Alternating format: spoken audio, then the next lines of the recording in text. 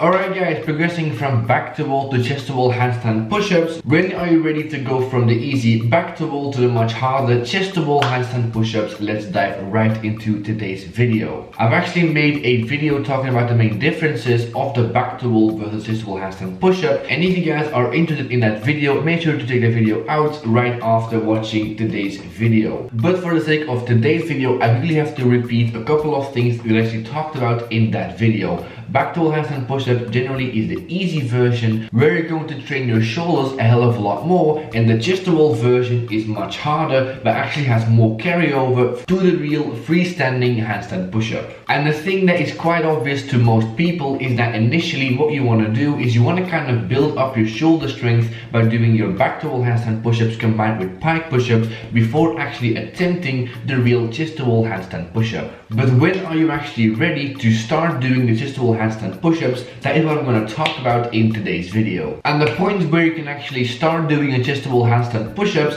is the exact moment that you are strong enough to do the chest to wall handstand push-ups with proper form. And now this raises a further question: when are you actually strong enough to do proper form chest to wall handstand push-ups? Basically, you should be at a point where doing your back to wall handstand push-ups becomes very comfortable, which means doing 8 to 10 reps on back to wall handstand push-ups should be pretty easy. And those back to wall handstand push-ups should actually be done with proper form, and I've actually talked about that in previous videos, so I'm going to go right on to the next point. So now I'm going to talk about the technique of the chest to wall handstand push-up, so you actually know what a proper chest to wall handstand push-up looks like. Basically, at the top of the movement, your body should be in complete straight line from shoulders all the way up to your toes. Then at the bottom part of the movement, you should have your elbows tucked in, and once again a straight line from your toes all the way down to your shoulders. And at the bottom part of the movement, your body weight pretty much should be resting on the middle of your hands, just like it would be when you're doing your freestanding handstand push-ups or just your freestanding handstand in general. And then when pushing up, you should be pretty much really attempting to push through the shoulders while keeping your elbows tucked in as much as possible. And something that is really important is that don't try and do chest to wall handstand push-ups if you actually can't do reps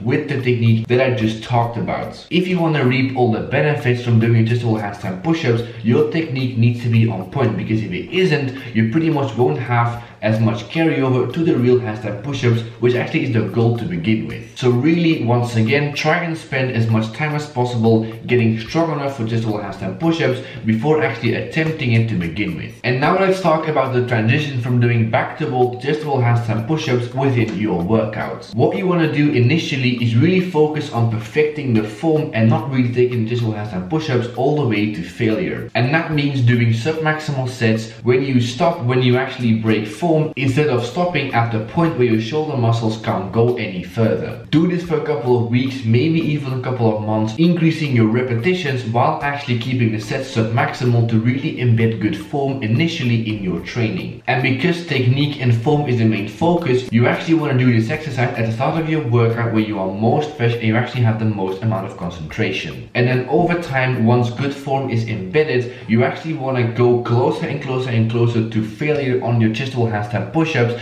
and decrease the amount of back to wall handstand push-ups and increase the amount of chest to wall handstand push-ups that you actually do, and really keep the back to wall handstand push-ups just as a burnout after you're done with your entire shoulder or push workouts. And that is basically how to progress from back to wall to chest to wall handstand push-ups in a really quick and short video. And now it's pretty much time to end up this video. So if you guys actually haven't already, like and subscribe if you guys actually enjoyed today's video, and thank you guys for watching. If you guys have any more questions, video ideas or advice, let me know down below in the comment section, and I'll see you guys in the next video as always on a Tuesday, Thursday and Sunday. 3 videos a week, and I'll see you guys in the next video. Latest.